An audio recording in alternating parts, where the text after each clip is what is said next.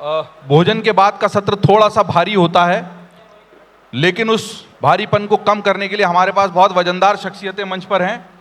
दो बहुत शानदार शख्सियतें जो खेल के मैदान से, मिट्टी के मैदान से भारत को गौरवान्वित कर रही हैं, मंच पर आ चुकी हैं। हमारे कुश्ती के हेड कोच विनोद जी के लिए ताली बजा दीजिए जोरदार। और अमन सहरावत जी, भारत के युवा पहलवान, देश का नाम पूरी दुनिया में रोशन करने वाले, अपने कुश्ती के दांवपेच से हम सबका दिल खुश करने वाले और भारत के लिए लगातार पदक जीतने वाले अमन सहरावत जी। और संग्राम सिंह जी भी चंद ही मिनटों में हमारे बीच में होंगे और उनके आते से ही मैं बातचीत का सिलसिला शुरू कर दूंगा। तीनों ही लोग संयोगवश हरियाणा से हैं। हरियाणा की माटी में ही कुछ ऐसा है कि वो लगातार खिलाड़ी देती है देश को, बॉक्सर देती है, कुश्ती के पहलवान देती है, और उसी माटी से निकलकर भारत के लिए मेडल भी आते हैं। एक समय में कुश्ती वहाँ पर थी जहाँ हमको लगता था कि केवल पहलवान जाएंगे, घूम फिर कर आ जाएंगे, मेडल नहीं लाएंगे। और विनोद जी उसको, अभी हम लोग बात भी कर रहे थे, उसको याद कर रहे थे। और उन्हीं विनोद जी ने संकल्प लिया कि अब ऐसा नहीं होगा कि पहलवान जाएंगे, घूम कर आएंगे, केवल शुरुआती क्वालिफाइंग कुश्ती लड़ लें और क्वालिफाई हो जाए तो बड़ी बात है। अब तो हमको लगता है कि जो 2 इंडिविजुअल गोल्ड मेडल अभी हमारे पास हैं, उसमें तीसरा गोल्ड मेडल अगर कोई जुड़ने की सबसे ज़्यादा संभावना है तो वो कुश्ती का है। और हम उम्मीद करते हैं कि देश के पहलवान हमें वो कुश्ती का इंडिविजुअल गोल्ड देंगे। संग्राम सिंह जी भी आ गए हैं। वो न केवल पहलवान हैं, वो न केवल मोटिवेशनल स्पीकर हैं, बल्कि वो एक ऐसे प्रेरणा स्रोत भी हैं कि आदमी अपने संघर्षों पर विजय पाए तो कहाँ पहुँच सकता है। संग्राम जी आइए। कल जिम का मैंने इनका सेशन देखा और मैं उससे अभी तक अभिभूत हूँ। मैं खुद को देखता हूँ और मैं सोचता हूँ कि मेरे पास ऐसी कोई त्रासदी, ऐसी कोई दिक्कत नहीं है, उसके बाद भी मैं सुबह अगर 5 बजे 6 बजे उठकर कसरत नहीं कर पा रहा हूँ, दौड़ नहीं लगा पा रहा हूँ, प्राणायाम नहीं कर पा रहा हूँ, तो निश्चित तौर पर ये मेरी कमी है, मेरी कमजोरी है। क्योंकि तमाम कमजोरियों पर विजय पाकर अगर संग्राम सिंह 1.5-2 घंटा जिम में लगा सकते हैं, सुबह प्राणायाम कर सकते हैं, अपना गुड़ चना देसी घी साथ में लेकर चल सकते हैं, योगा मैट साथ में लेकर चल सकते हैं, तो हम लोग जो अपने साथ केवल बोझ, समस्याएं और शिकायतें लेकर चलते हैं, वो हमारी दिक्कत है, हमारी गलती है। बहरहाल मैं आज के सत्र की विधिवत शुरुआत करता हूं। हमारा कोरम पूरा हो गया है। मेरे साथ हैं मेरे सहयोगी हेमंत रस्तोगी, जो हमारे अमर उजाला के जो न केवल खेल के पत्रकार हैं बल्कि सारे खिलाड़ियों से अगर इतने सालों में इन्होंने जीवंत संपर्क बनाया है तो वही इनका हासिल है। एक पत्रकार का हासिल भी यही होता है, उसके जो जीवंत संपर्क होते हैं। तो मैं तीनों का ही एक बार फिर, अमन सहरावत जी का, विनोद जी का और संग्राम सिंह जी का, अमर उजाला के संवाद के इस मंच पर स्वागत करता हूं। सुबह से बहुत ही शानदार सत्र हुए हैं। गौड़ गोपाल दास के शुरुआती सत्र से लेकर योगी आदित्यनाथ, स्वामी चिदानंद स्वामी, जैकी श्रॉफ और नवजोत सिद्धू सबने समा बांध दिया। बहुत जोरदार तालियां बजी। और अब बारी है देश के पहलवानों की, देश की माटी के उन लालों की जिन्होंने अपने संघर्ष पर विजय पाकर अपनी जगह बनाई है। अमन सहरावत जी से मैं शुरुआत करूंगा। एक सवाल मेरा है और उसके बाद हेमंत रस्तोगी जी, चूंकि वो खेल के जानकार हैं, डेटा याद है, आंकड़े याद है, कौन किस वजन कैटेगरी में लड़ता है, टेक्निकलिटीज़ क्या होती है, वजन घटाने बढ़ाने की समस्या।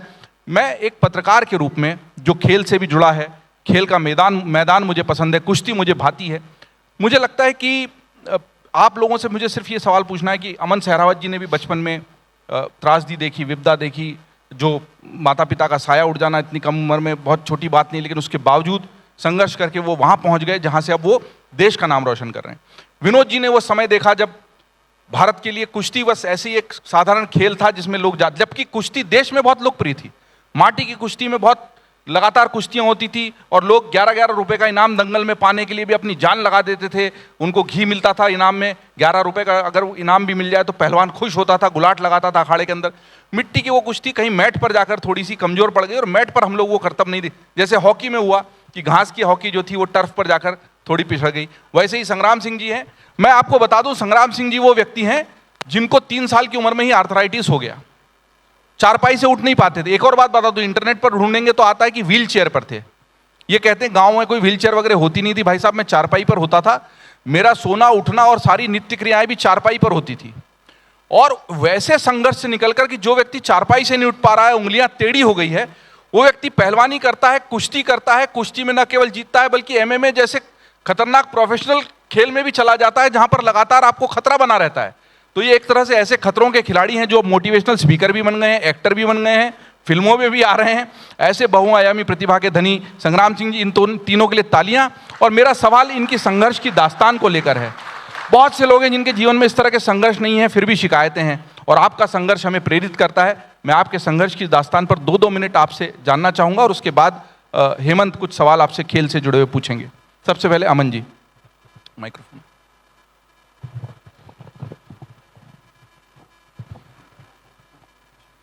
आपका जो बचपन था वहाँ पर कौन सी ऐसी घटना आपको लगती है जिसने जीवन बदला, जब आपको लगा कि ऐसा नहीं है कि मैं इसी तरह अभाव में जीऊंगा, कुछ करूंगा, पहलवान बनूंगा या देश के लिए लड़ूंगा? कोई पल होता है जीवन में, नहीं तो एक सामान्य जीवन भी गुजर सकता था, जैसा गांव में और लड़के थे और नौजवान भी होंगे, घूम रहे हैं, चौपाल पर बैठे हैं, बतिया रहे हैं, टाइम पास कर रहे हैं।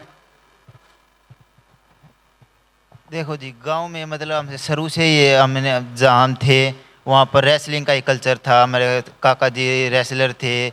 हम वहाँ अखाड़े में जाते थे जब बच्चे थे, जब हमें ऐसा लगा भाई हम भी एक दिन देश के लिए मेडल जीतेंगे। पर जब इतना मालूम नहीं था भाई ओलंपिक का मेडल क्या होता है, कैसे जीतते हैं ये, बस इतना मालूम था कि भाई हम एक दिन अच्छा रेसलर बनेंगे। तो मेरा पिताजी मुझको जब मैं 10-11 साल का था तो छत्रा स्टेडियम में छोड़ के आए थे, जहाँ सुशील पहलवान जी थे और महाबली पहलवान जी के पास। तो वहाँ से मैंने देखा कि भाई हमारे सामने भाई ओलंपिक के मेडलिस्ट 2-2 बार के मेडलिस्ट कैसे प्रैक्टिस कर रहे हैं, रवि भाई कैसे प्रैक्टिस कर रहे हैं, वे भी ओलंपिक के मेडलिस्ट हैं। हमें बस वहाँ से ऐसा लगा भी हम भी देश के लिए ओलंपिक का मेडल जीतेंगे। तो वहाँ से निकलकर आपने मेडल जीता। इस संघर्ष की दास्तान को आगे जारी रखेंगे भी संक्षेप में। विनोद जी, आप देश में नंबर 1 पहलवान थे, लेकिन बाहर जाते थे तो विदेशों में तो ऐसा लगता था कि बस हम जा रहे हैं, क्वालिफाई कर लें तो बड़ी बात है। आपने वो दौर देखा, पहलवानों को सुविधाएं नहीं मिलती थी, पैसा नहीं मिलता था, कुश्ती के उपकरण, विदेशी कोच, वो सब नहीं मिलते थे। वहां से यहाँ का दौर आपने देखा और अब आप खुद कोच हैं, इस तब्दीली को कैसे देखते हैं? देखिए, उस टाइम कोई ही सुविधा इंडिया में नहीं होती थी। सिर्फ एक पटियाला में मैट होता था रेसलिंग का। ये 1981 की 82 की बात कर रहा हूँ मैं। और अखाड़े होते थे मिट्टी में, और अखाड़े में करने के बाद हम जब बाहर जाते थे वहाँ गद्दे होते थे, तो हमें बड़ी दिक्कत आती थी। मतलब एक नई चीज़, वहाँ हमारा पैर ही नहीं रुकता था वहाँ पर। तो उसको देखते हुए जब कई टूर्नामेंटों में गए तो पटियाला में एक मैट होता था रेसलिंग का उस टाइम। तो कुश्ती को अब देखते हैं उस हिसाब से तो बहुत सुविधाएं हैं, उस टाइम कोई सुविधा नहीं होती थी।